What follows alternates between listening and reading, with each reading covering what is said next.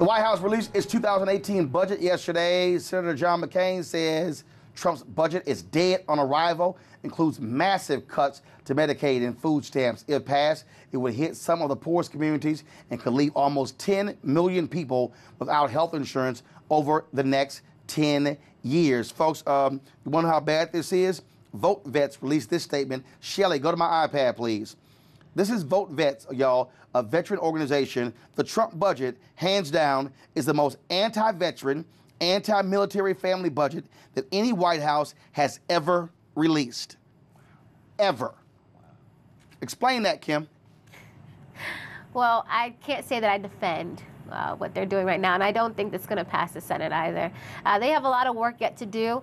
I think, unfortunately, this came to where you had one job and they failed to actually produce, but hopefully they go back and take a look at it and make some changes. But how do you propose, though? How do you stand there, okay, touting veterans and pimping veterans during the campaign, and you say you're going to cut $800 billion for Medicaid? According to Vote Vets, 1.75 million veterans, 1 out of every 10 is on Medicaid.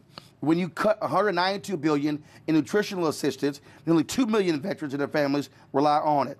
Also, you cut Social Security by $72 billion. And again, almost half, 49% of veteran beneficiaries receiving disability insurance in 2010. That says that, look, screw you. Screw all of you.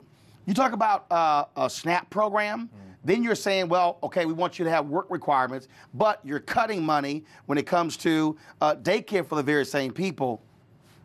Explain this. Well, Trump doesn't care. He doesn't even know what's in this budget. This is Mick Mulvaney, and budgets are political documents. They're not just numbers. Mike Mulvaney. I'm sorry, thank you, Mike Mulvaney. Mike Mulvaney is the one driving this. Steve Mnuchin comes along and says, well, if you give all this money in tax cuts, it's going to energize growth 3 or 4%. We know over the last 40 years, Republicans have told this lie, and every time it hadn't been true, but we can disconnect Trump from this. And of course, the growth in the first 2 months was 0.7. Absolutely. I mean, and so at the end of the day, this isn't about numbers. This is about how you view the American experiment. These people are miserable, anti-people government. They want to get this thing out of the way, and of course we know it's dead on arrival. A budget is a political statement. And Spencer, all these broke white folks in West Virginia, Arkansas, Indiana, Iowa, I can go through Wisconsin, Michigan, I can go to Tennessee, Georgia, Alabama, Mississippi, South Carolina,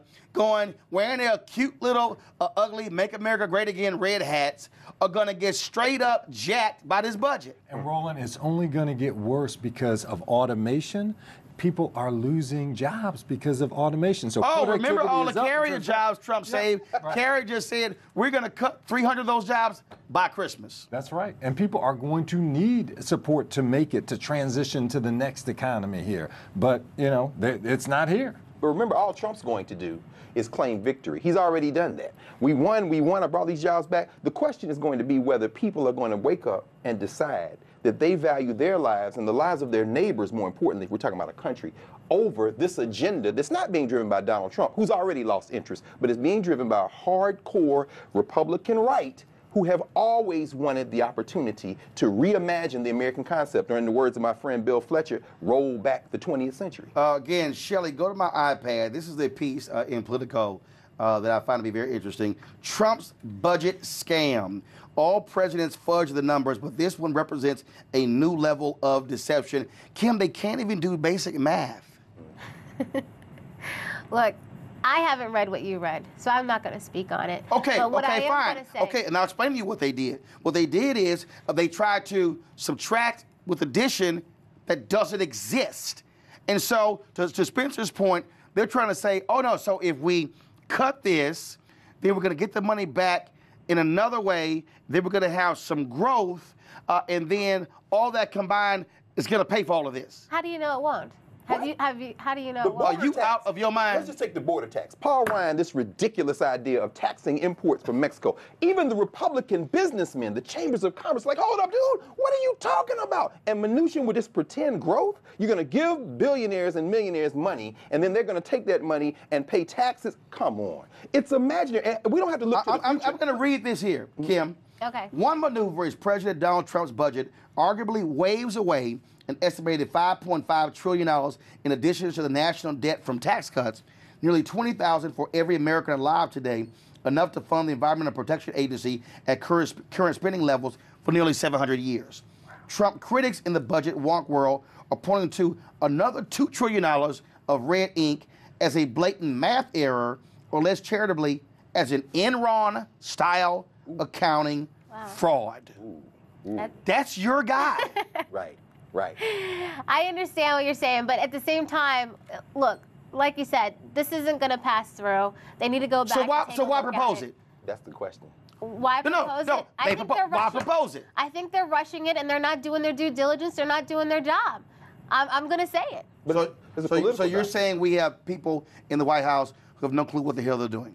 I think they're rushing it, just like they rushed Obamacare out. People are rushing it for political reasons. Spencer, they're even cutting farm subsidies. He won Iowa. Wow. Ooh, I bet they're not happy. Yeah, they're not happy. Just average folks. Now the question is, can average folks get beyond this kind of cultural frame that they may have in terms of, hey, those are the black folk who are poor, can they get past that and recognize what's going on? That's an issue. That's right.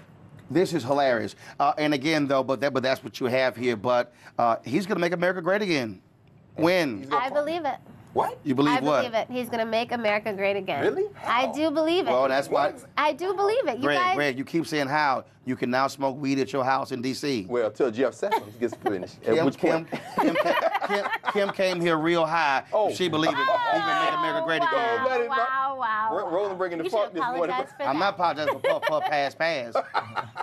Because it was a puff, pass going when they put this damn budget together. No. They did rush it, and hopefully they take another look. Yeah, they were stoned. A peaceful protest turned deadly. 37-year-old black man was shot and killed by Baton Rouge police. His hands are in the air, and you still get shot by the cops. Oh my God, please don't tell me he's dead. We're not going to let hate define us. Race is a big part of this. If truly all lives matter, then all lives need to matter equally. What we require is action. What we require is accountability. We understand that black lives do matter, and we will keep focused on this issue. NewsOne Now, every weekday morning at 7 on TV1.